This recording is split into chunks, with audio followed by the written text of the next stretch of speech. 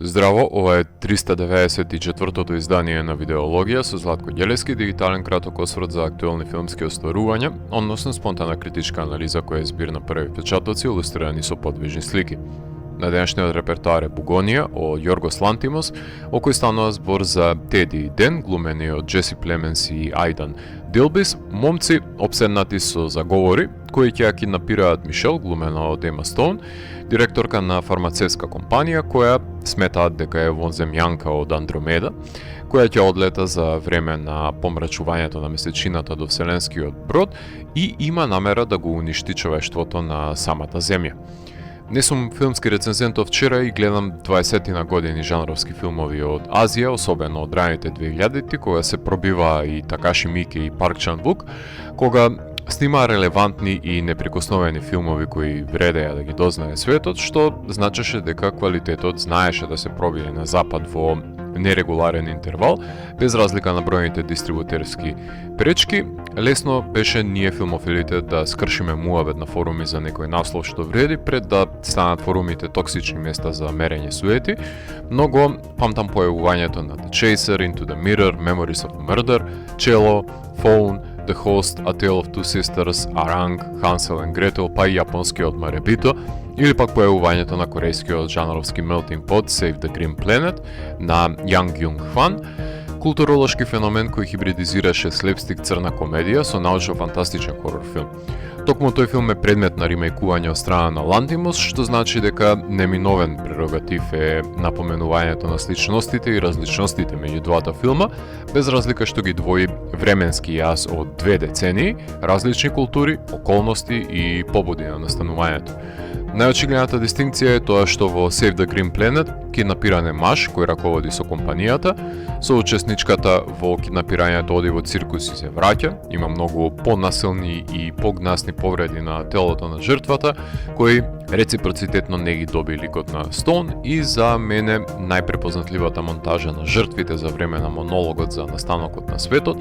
култна во корејскиот филм, исклучување од ремейкот, што Лантимос, да речеме, ама само да речеме, дека го компензира со бројните неподвижни тела во епилогот, што е одлика на неговиот грчки апсурд. Интервенциите на Лантимос се однесуваат и на начинот на самоубивање на еден од ликовите, ахроматските користолюбиви визии, како и пролонгирањето на мистеријата со влечкање на заложничката во низината канцеларија, што си има своја кришна намера во делото. Можам да ги поддржам сите интервенции, само не црнобелите визии кои ми се излишни. Да се вратиме на Бугонија, напишан од Вил Трейси, кој го напише и The Menu. Лајт мотивот кој одекнува и во овој филм е поривот да се представи налудничавата идеја дека киднапираната директорка е вонземјанка во човечко тело, недоброволно да изнуди средба во Вселенскиот брод пред да детерира низиното тело, криејќи ја вистината пред очите на гледачот за епилогот да го потврди неверојатното. Бугонија, исто како и новиот филм на Парк Чан Вук, доловуваат силен одраз на општеството во кое живееме, односно главна побуда за ремейкувањето на филм секако дека е прашањето што представува тој за денешницата, односно приложувајќи ја поделбата на очајниот екстремист, маргиналец на општеството кој се прехранува со трошки и очај во фирмата со која оперираат екстремно богатите на раководните позиции, а излезот го гледа во преговарањето на Вселенскиот брод за спас на човештвото во слободен пат. Видувањето на Теди е дека вонземјаните со децении го уништуваат и трујат човештвото, па затоа се обидуваат да биде амбивалентен до потиснување на нагоните како заштита од манипулацијата од вонземјанките од Андромеда. Според анализата на Мишел, смета дека Теди бара компензација за долгогодишен посмев и починетост, односно бара причина за одмаздолюбие за обесправеноста, но си има Теди и реваншистичка агенда поради коматозната состојба на родителот, која заговорите ги има во изобилие и впечатливо е врзувањето на пчелите со киднапирањето на кралицата,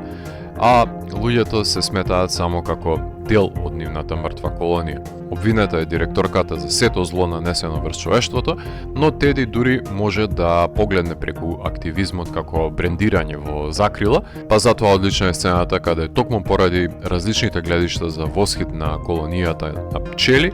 Двете завојувани странки ги изнесуваат погледите за колапсот на колониите од пестицидите на корпорацијата и изговорот дека пчелите умираат од природни фактори како промена на клима.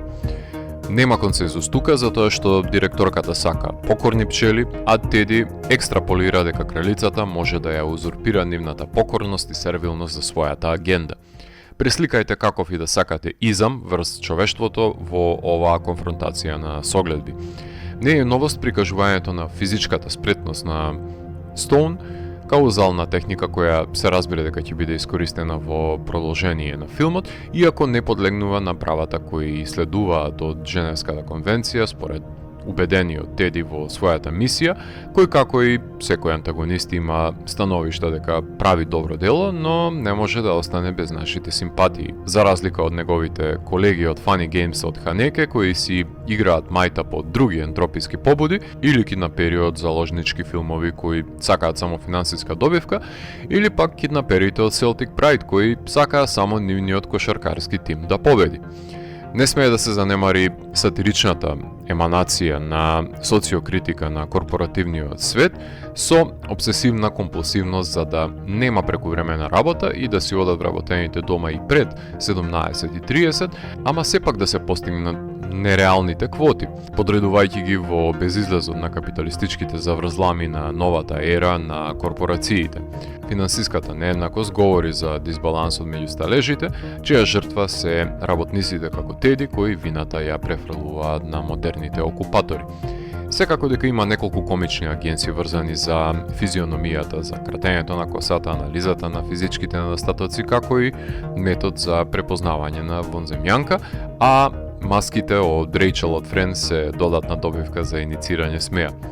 Сме навикнале да ги гледаме Плезенс и Стоун во претходниот филм на Лантимос, кој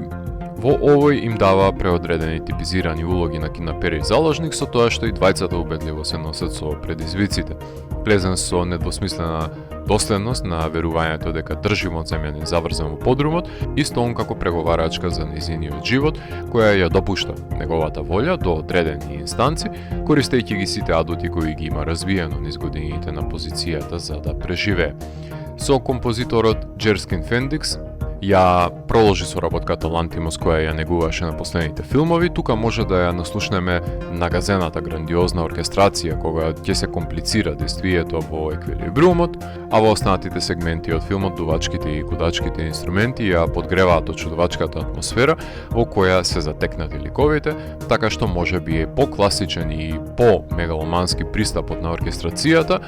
но со незиниот агресивен пристап дава до знаење дека влоговите се поголеми од тоа што ни се причинува во погледнатото. За поздрав е и употребата на Basket Case како антипод на измачувањето, односно тестирањето. Нема човек кој подобро знае каде треба да се пресече во еден филм на Лантимос, освен монтажерот Јоргос Мавропсаридис, чие што заложение му е да ги касапи делата на Лантимос на начин на кој најдобро умее, со тоа што дозволува да се наметне гледиштето на Теди, да остави простор за манипулативноста од страна на заложничката и секако произведе неколку нагли и шокантни призори за да го разбуди заспаниот нежен гледач. Во последните неколку филмови на Лантимос кинематографер е Роби Рајан и убаво би било да не снима некое лето за да можеме да го поканиме да дојде во Македонија, ама до тогаш ќе го гледаме како ги ваја визуелните квалитети на делата на Лантимос, како што е и случајот со Бугонија, со неговите трекинг кадри, широки планови со асиметрија во ниво ликовите кои упаѓаат борејќи се за живот, за да се долови дисбалансот на реалноста, а сепак да се врами ладнокрвната пресметливост на измерениот кадар, што го доловува саканото Лантимосово очудување. Одлично му е осветлен подрумот со силно светло во лицето на заложничката, држејќи киднаперите во сенки. Течението на оваа творба е повремено за страњето со црнобелите Фелиниеви осуми поломажи во грчко-римски стил, кој не дека има значителен придонес на формално и содржинско рамниште, но се стилски одраз кој е одлично кадриран без кој ќе преживееше филмот. Режисерот Јоргос Лантимос досега беше 4 пати опфатен во видеологија и Бугонија е 5-та епизода посветена за неговата филмографија, што значи дека си го загарантираше местото во потесниот круг на миленици на емисијата, кои константно нуделе квалитет, кој ги исполнува високите критериуми на видеологија за да бидат составен дел од неа. Последен пат ви говорев за триптихот Kinds of Kindness, а во меѓувреме, помеѓу него и последниот филм, сними и еден рекламен видеозапис за Прада, кој е се само реклама, не барем не налик домашните реклами на кои сме навикнати, кои немаат стилска авторска одредница. Лантимос сними краток филм со Скарлет Јохансон, во кој има чанта како пласма на продуктот, меѓутоа елементите од грчкиот чуден бранд беа употребени за Скарлет да го објасни процесот на создавање на нејзин репликант, кој со помош на чантата ќе биде доведен на свет, кој подразбира бизарна колекција на невообичаени чинители, како парче од вазна, свитка на гитарска жица, и тоа шеската, конкретно земја и 3 капки крв собрани навечер во рекламата Ritual Identities, каму уште Скарлет да му глумеше во долгометражен филм. Јорго стана фигура во Холивуд која никој не може да ја експлоатира, бидејќи не прави конвенционални филмови во кои ги истражува бизарностите и никој не се осмелува да се доближи до нив за да ги отстрани од монтажата, затоа што тие се гаранција за авторскиот интегритет, па ако некој од продуцентите им избега на Ари Астер и Ема Стоун и се дрзне да заповеда, последна линија на отпор е монтажерот Мавр Псаридис кој ќе го пречека на нож. Блесавоста на оригиналниот филм е немерлива со филмот на Лантимос, бидејќи се послужува со јадрото кое функционира во корејскиот филм, мала иновативниот удел што го има, освен замената на заложникот, но жонглирањето со жанровите не е лесно изводлива карактеристика на творбата која може да натежне во погрешен правец. Премисата е тенка, исполнета со заговори на Лик Едингтон, но неспретните методи за идентификација се засенети од впечатливата актерска игра. Филмот имаше премиера на Венецискиот филмски фестивал, каде заедно со филмот на Илдико Ењеди ја освои наградата Green Drop, наменета за филмовите кои се борат за екологија, мир и соработка меѓу луѓето. Потоа беше прикажан на Telluride, Сан Себастијан, Цирих, Трибека, Вудсток, BFI, Beyond Fest, EFI, каде беше награден за филм на годината, Љубљана, пред да се емитува на репертуарите, а за сега има 3 номинации за Critics' Choice, 6 номинации за Европски Оскар, 3 за Златен глобус, 5 сателити, 1 Готам, за сега се најде на кратката листа во категориите за камера и музика, но верувам дека се надеваат на номинации за актери и режија на Оскарите, Focus Features на Universal кои го дистрибуираат филмот.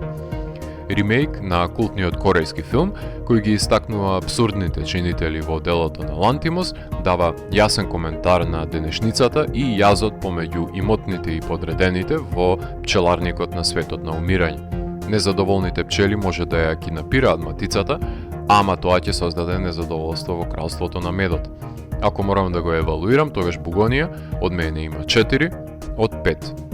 Доколку ви се допадна 394-тото издание на дигиталната архива Видеологија, лајкувајте го видеото, споделете го и следете го каналот. Последете и поснатите рецензии на виртуелната полица. Ви благодарам за вниманието. Поздрав!